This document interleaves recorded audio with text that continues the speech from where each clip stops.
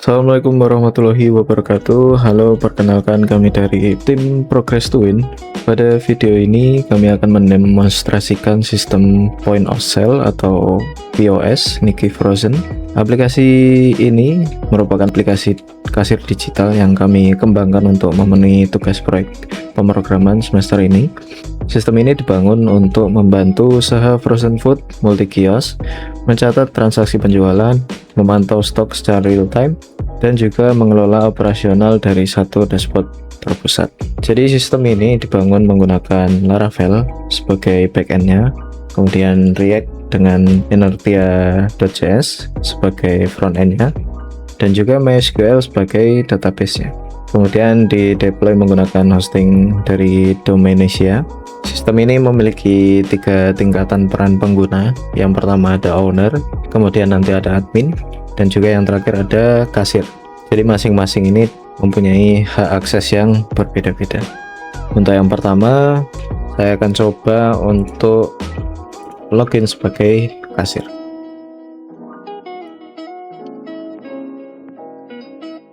Nah, setelah login menggunakan akun kasir, sistem ini akan otomatis mengarahkan penggunanya sesuai peran atau role-nya.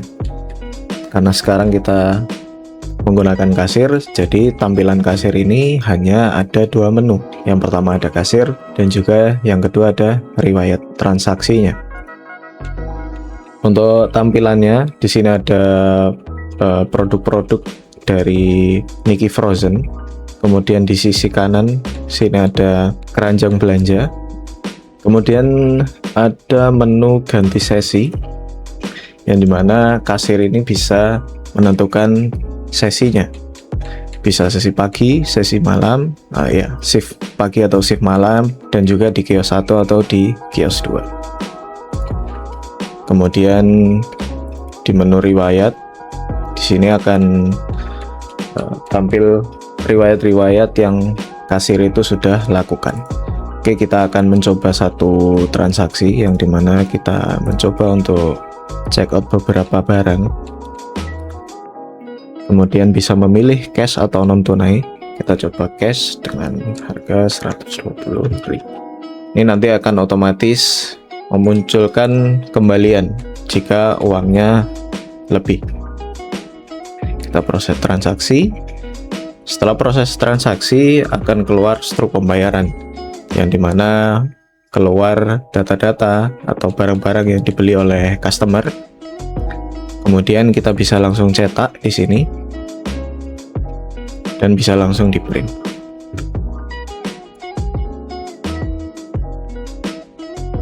Kurang lebih seperti ini struknya. Kemudian kita bisa tutup. Kita bisa masuk ke menu riwayat, yang dimana transaksi yang tadi akan masuk ke dalam menu riwayat ini. Dan sebagai kasir juga bisa melihat detail dari transaksinya tadi, dan semisal cetak struknya tadi sudah tertutup, di sini bisa cetak kembali. Dan juga sebagai kasir kita bisa membatalkan transaksinya jikalau memang ada kekurangan dari pembeliannya. Kemudian di setiap menu ada satu menu ini, yang dimana ada menu panduannya. Jadi menu ini digunakan untuk kasir yang sedang bertugas. Ada tutorial atau panduan sebagai kasir itu seperti apa. Jadi kita harus login, kemudian setup sesi untuk kasirnya, dan juga sampai logout selesai bekerja. Dan juga di menu riwayat juga ada panduan, dan setiap menu panduan itu berbeda-beda sesuai dengan menu yang dipilih. Jadi kalau riwayat menunya panduannya sendiri, kalau kasir juga sendiri. Dan juga sebagai kasir ini ada fitur online dan offline. Dan kita coba, semisal kita sedang mencoba untuk check out, tapi tiba-tiba internetnya itu mati. di sini akan menunjukkan satu bar yang dimana mode offline-nya itu aktif. Dan jika menu offline itu aktif dan kita melakukan transaksi, contohnya 150.000, atau kita coba menggunakan non tunai. Nah, ini jika internet itu mati dan proses transaksinya itu selesai, kita coba proses transaksi. Nah, transaksi itu akan tersimpan di lokal dulu. Transaksi akan tersimpan di lokal. Nah, setelah internetnya mungkin kembali hidup, nah, transaksi yang tadi akan mensinkronkan kembali dan akan masuk ke menu riwayat. Jadi, semisal ada customer sedang antri banyak, tiba-tiba internet kita sedang down atau sedang mati internetnya, transaksi tetap bisa berjalan, akan tetap masuk ke dalam lokal, dan setelah internetnya menyala, transaksinya akan kembali masuk ke dalam riwayat. Jadi ini adalah fitur yang cukup membantu sebagai kasir. Jadi kasir itu tetap bisa berjalan walaupun internetnya sedang mati. Kemudian ada menu search di sini ya. Kita bisa cari contohnya chicken, bisa langsung keluar atau bisa menggunakan beberapa kategori yang ada di sini. Minuman atau seafood, ayam, sosis, dan lain sebagainya. Di bagian riwayat pun juga bisa, kita bisa filter menggunakan non tunai atau yang tunai. Dari semua shift pagi, karena ini shift pagi, kita coba shift malam tidak ada. Dari semua kios 1 atau kios 2. Mungkin itu saja dari menu kasir. Dan yang kedua, saya akan mendemonstrasikan sebagai admin. Nah, oke, di menu admin ini ada beberapa menu ya di atas. Yang pertama ada dashboard, kemudian ada riwayat, kemudian produk, kemudian rekap, dan juga audit.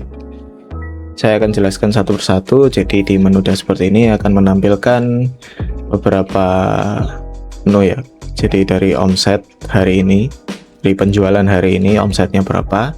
Kemudian transaksi hari ini, karena kita tadi sudah mencoba dari menu kasir dan melakukan 2 transaksi. Jadi di sini ada 2 transaksi untuk hari ini.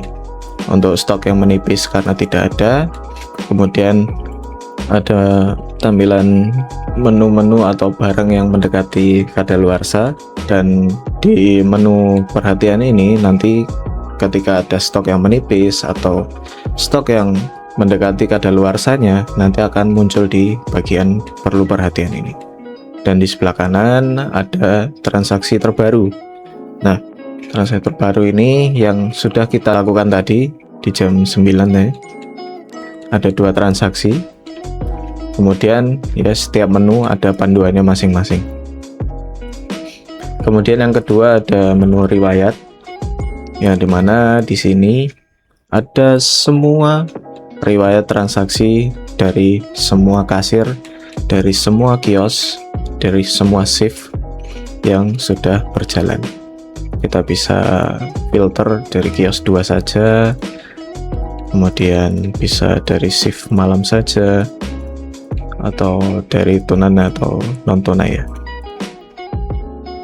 Dan juga ada panduannya. Kemudian sebelum itu sebagai admin juga bisa melihat detail dari transaksinya. Namun sebagai admin tidak bisa mencatat atau tidak bisa mencetak struk, hanya bisa membatalkan untuk transaksinya. Kemudian masuk ke menu produk. Nah, di menu produk ini admin bisa menambahkan kategori. Yang pertama, jadi sebagai contoh nama kategori contoh ayam panggang, deskripsinya kita bisa tambahkan di sini. Kategori berhasil ditambahkan, dan nanti si kategori itu akan muncul ke menu di bawah searching. Kita bisa klik. Nah, kenapa tidak ada? Karena tidak ada produk dari kategori tersebut. kita akan mencontohkan menambahkan produk dengan kategori tersebut. Contohnya panggang madu. Pilih kategori yang tadi, kemudian harganya 23.000 per kilogram. Nah, kita bisa menentukan tanggal kadaluarsanya. Contohnya tanggal 31 atau bulan depan. Nah, ambang stok menipis ini bisa kita atur.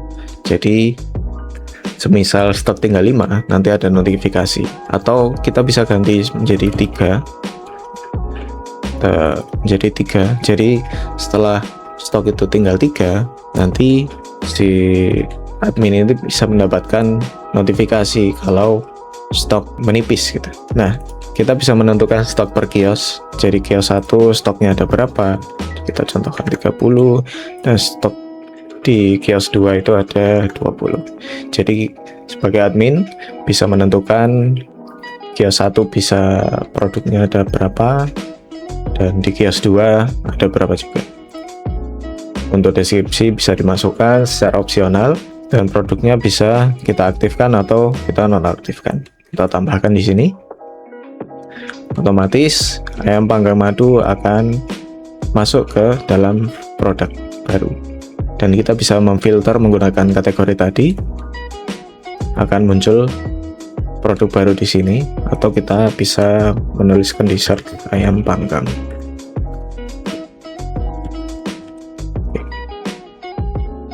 Dan juga kita bisa edit atau juga hapus. Jadi kita bisa melihat stoknya berapa. Jadi sebagai admin itu bisa mengubah-ubah stok per kiosnya ada berapa, kemudian tanggal kadaluarsanya mungkin seperti itu. Kemudian simpan perubahan. Dan juga kita bisa hapus di sini. Kita bisa hapus. Jadi yang tadi akan hilang. Kemudian ada menu rekap. Di sini menampilkan beberapa tampilan ya. Yang pertama total pendapatan untuk hari ini, pembayaran cash itu ada berapa, ada non cash atau non tunai.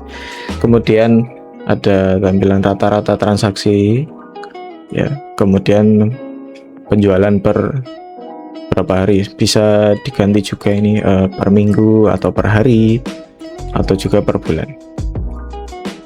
Per bulan, per hari juga bisa. Kemudian ada metode pembayaran, ini ada diagram pie ya di sini. Kemudian ada breakdown per produknya.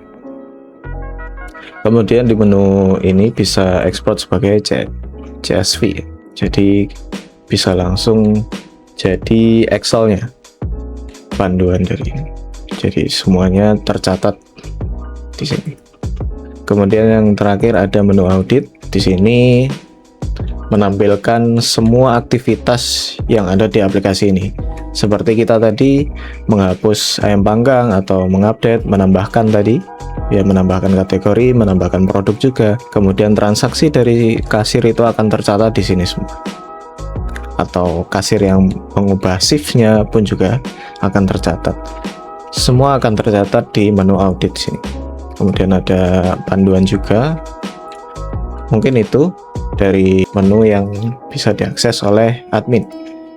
Dan untuk yang terakhir, kita akan mengakses menu atau sebagai owner ya di sini. Oke, untuk owner tidak beda jauh dari admin, dan yang membedakan hanya ada di menu master. Untuk dashboard sama, riwayat juga sama, menu produk juga sama, bisa mengubah-ubah. Menu rekap juga sama, audit pun juga sama. Dan yang terakhir sini ada menu master, yang dimana sebagai owner kita bisa menambahkan penggunanya. Contohnya kita menambahkan admin, kita menambahkan admin 2. Kita pilih role-nya sebagai admin, kita kasih username-nya admin 2. Untuk passwordnya kita kasih, di sini ada minimal karakter yang harus diisikan sebagai password. Kita isikan sebagai password. password 123. Nah, password sudah valid, kita bisa menentukan warna avatarnya, contohnya merah, catatan admin 2 kerja. Kita bisa menambahkan user sebagai admin 2, dan nanti akan muncul di bagian sini daftar penggunanya. Kemudian ada tampilan yang sedang online itu apa saja sih. Nah, ini bisa terpantau di sini. Yang sedang online nih ada admin 1 yang tadi sedang online, kemudian yang sedang offline ada 3 ya. Ini monitoring secara live. Kemudian kita bisa melihat sini total transaksi. Kalau sebagai admin kan karena tidak ada transaksi. Coba kita kasir 3 tadi. Nah, ini di sini ada total transaksi yang dikerjakan oleh kasir 3, kemudian total omsetnya berapa, ada catatan juga. Kemudian bisa mengedit usernya, contohnya bisa mengubah namanya ya, kasir 3 terus JIS. Bisa mengupdate juga, kita ganti warnanya jadi mungkin kuning. Semuanya bisa akan terganti di sini. Dan juga kita bisa menghapus pengguna ya. Jadi sini kita coba hapus. Oke. Jadi mungkin itu, dan juga ada menu panduan di sini untuk penggunaan dari menu master. Dan juga yang terakhir ada menu gelap terang ya di sini. Jadi sebagai kasir mungkin kondisinya sedang gelap gitu, bisa menggunakan mode gelap terang ini.